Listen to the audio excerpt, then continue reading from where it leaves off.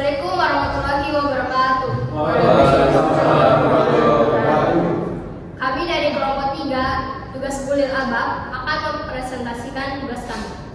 Sebelum itu, kami akan memperkenalkan anggota kami. Yang pertama, saya sendiri, Siti Nur Aisyah Mujatun.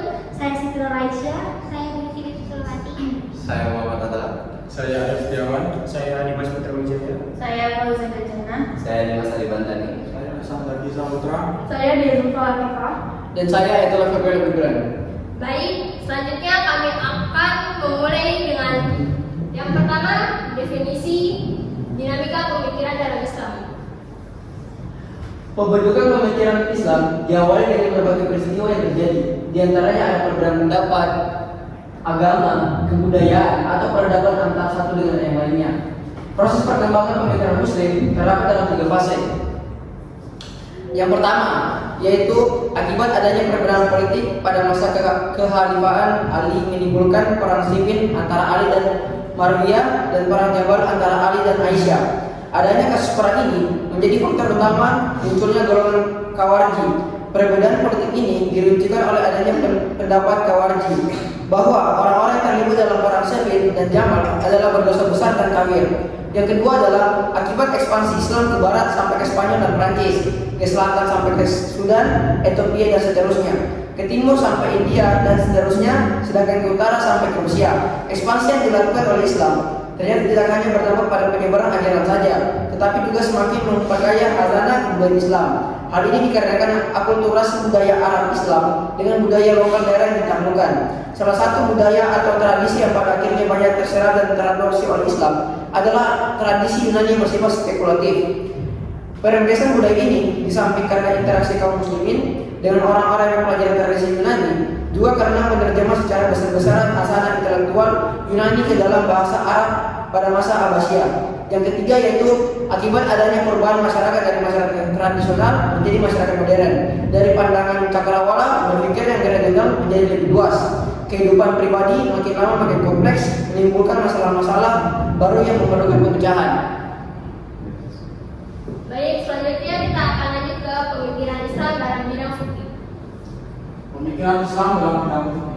Fikih secara luas adalah salah satu bidang ilmu dalam syariat Islam yang secara khusus membahas persoalan hukum yang mengatur berbagai aspek kehidupan manusia, baik kehidupan pribadi, bermasyarakat, maupun kehidupan manusia dengan Tuhannya.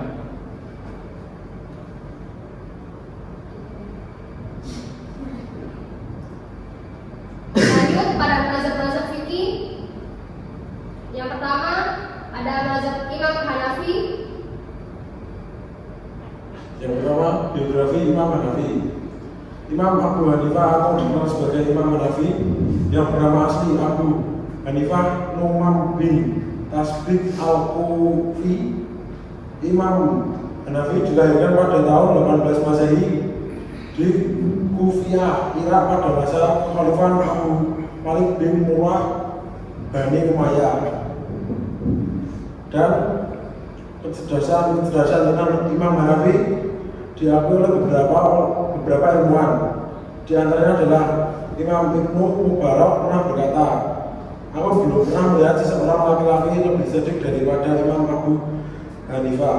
Yang kedua, Imam Ali bin Asim berkata, "Jika sekiranya ditimbang akal Abu Hanifah dengan akal penduduk kota ini, tentu akal mereka ini dapat dikalahkan." Selanjutnya yang kedua ada Imam Malik.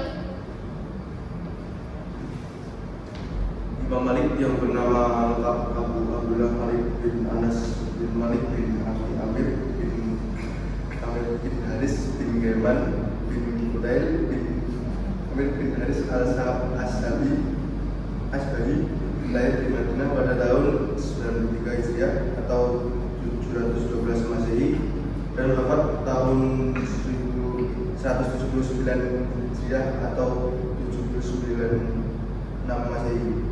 Dia dilahirkan pada zaman Al-Walid bin Abdul Malik dan meninggal di Makkah pada zaman pemerintah Abbasiyah. Dia tidak pernah keluar daerah meninggalkan Madinah.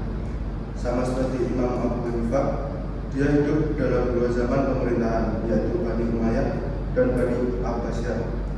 Imam Malik berasal dari keluarga Arab terhormat berstatus sosial tinggi baik sebelum maupun sudah dalam Islam.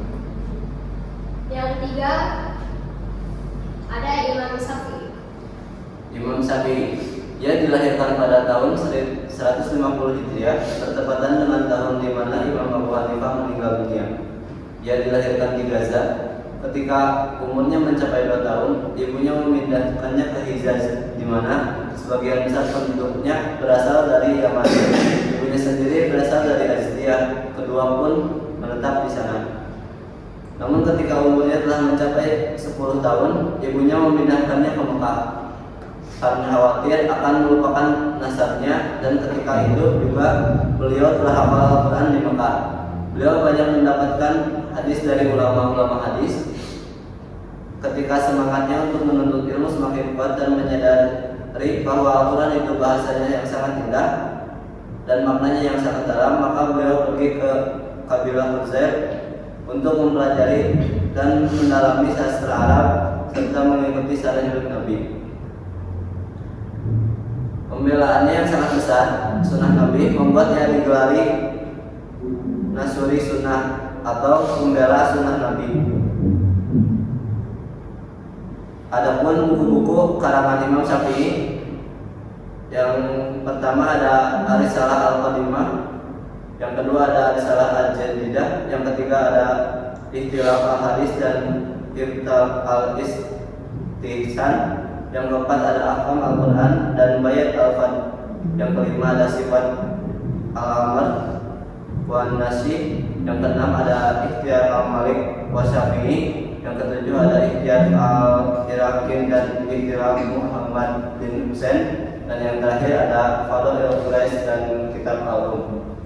Dan yang keempat ada Imam Ahmad bin Abu Abdullah Ahmad bin Muhammad bin Hambal Asy-Syaibani lahir di Baghdad pada tahun 164 Hijriah, bulan Rabiul Awal. Imam Ahmad biasanya dinisbatkan kepada kakeknya, maka dia dinamakan Ahmad bin Hambal karena kakeknya lebih terkenal daripada ayahnya. Ayahnya wafat ketika ia berumur 3 tahun. Beliau wafat ketika umur 70 tahun. Ibunya adalah Safiyah binti Maimunah binti Abdul Malik Asy-Syaibani. Dia berasal dari Syaiban. Ibunya adalah orang yang mengurus, merawat, dan mendidik Imam Ahmad dengan sangat baik. Ahmad bin Muhammad bin Hambal atau Ahmad bin Hambal adalah imam yang keempat dari para fuqaha Islam. Beliau adalah orang yang mempunyai sifat-sifat yang luhur dan tinggi, yaitu sebagaimana yang dikatakan oleh orang-orang yang hidup semasa dengannya, juga orang yang mengenalinya. Lanjut. Adapun mazhab fikih. Definisi mazhab fikih secara bahasa, mazhab berarti pendapat, kepercayaan, ideologi, doktrin, kepercayaan, ajaran, paham atau aliran. Wujud hukum Islam bermula dari pendapat perseorangan terhadap pemahaman nas atau pendapat perseorangan terhadap upaya penemuan hukum terhadap sesuatu kejadian yang ada. Bermula dari pendapat perorangan yang dimulai dari metode ini, kemudian diikuti oleh orang lain atau murid yang jumlahnya semakin banyak. Mazhab menurut ulama fikih adalah sebuah metodologi fikih khusus yang dijalani oleh seorang ahli fikih mujtahid yang menyatakannya memilih sejumlah hukum dalam bahasa ilmu hukum. Next. Ada macam-macam fikih. Macam-macam mazhab. Menurut Uzair bin Abdullah, ia mengelompokkan mazhab fikih sebagai berikut. 1. Ahlus Sunnah wal Jamaah terbagi menjadi 2, yaitu Al-Hadis terdiri atas mazhab Maliki, mazhab Syafi'i, dan mazhab Hambali. Yang kedua, Al-Rayu, kelompok ini dikenal dengan mazhab Hanafi. Ada Syiah terbagi menjadi 2, yaitu Syiah Zaidiyah dan Syiah Imaniyah. Yang ketiga ada Khawarij, dan yang keempat ada mazhab yang telah musnah sebagai berikut: mazhab Al-Auza'i, mazhab Al-Zahiri, dan mazhab At-Tabari, dan mazhab Al-Laitsi. Pendapat lainnya juga diungkapkan oleh Thaha Jabir Failat Al-Ulwani. Beliau menjelaskan bahwa mazhab fikih yang muncul setelah sahabat dan kibar at-tabi'in berjumlah 13 aliran. Ke-13 aliran ini berafiliasi dengan aliran Ahlus Sunnah. Namun, tidak semua aliran itu dapat diketahui dasar-dasar dan metode istinbat hukumnya. Next, mazhab ahli hadis. Mazhab ahli hadis. Mazhab ahli hadis cenderung terkait dengan nas syarah yang ada dalam hadis dan Al-Quran dan tidak menyukai rayu yang bersandar pada usaha akal semata. Adapun al-dunia mereka bahwa syariat itu dari Allah Subhanahu wa Ta'ala. Dalam hal ini bukan berarti mazhab hadis tidak menggunakan rayu. Mereka menggunakan dan membangun sebagian bukunya atas dasar rayu. Daripada itu, rayu yang mereka gunakan merupakan investasi dari pendapat ulama sebelum mereka, dan sekali-kali mereka tidak menggunakan rayu kecuali bila telah habis langkah-langkah yang mereka katakan sebagai cara atau pengambilan hukum. Berikut adalah langkah-langkah yang ditempuh secara general. Yang pertama, mencari dalam Al-Quran, dan bila tidak didapatkan mencari dalam As-Sunnah. Yang kedua, bila tidak didapatkan juga mengambil pendapat yang disepakati ulama Madinah. Yang ketiga, bila ulama-ulama tersebut berselisih pendapat maka mengambil yang paling kuat. Yang terakhir, yang keempat, bila tidak ditemukan pendapat ulama-ulama Madinah, barulah digunakan tadi. Next, mazhab ahli rayu. Mazhab ini disebut ahli rayu karena cenderung lebih banyak menggunakan rayu dalam menetapkan hukum. Mereka memiliki pandangan tersendiri terhadap syariah Islam. Mereka memandangnya sebagai syariat yang syariahnya bisa masuk akal dan pokok-pokoknya pokok, bukan syariah baru yang tidak diketahui sasarannya. Maksud syariah dan pokok-pokok dasar hukum inilah yang harus dijadikan landasan menetapkan hukum yang tidak ada nasnya, supaya syariah menjadi baku dan fikih pun tidak berhenti. Adapun jalan yang ditempuh fuqaha ahli rayu dalam menetapkan hukum sebagai berikut. 1. Mencari dalam Al-Quran dan As-Sunnah dan menetapkan hukum dengan apa yang terdapat di dalamnya. 2. Bila tidak dijumpai, mencari pendapat-pendapat syekh mereka. Jika ada, mereka ambil untuk menetapkan hukum. 3. Bila tidak ada pendapat syekh, maka mengkonklusifkan hukum atas dasar mencari hikmah hukum untuk ditetapkan pada masalah baru yang timbul. 4. Bila mereka tidak mendapatkannya juga, maka kembali kepada pendapat yang menenangkan jiwa mereka dan dipandang lebih adil dan lebih sesuai dengan masalah. Baik, sekian dari kami.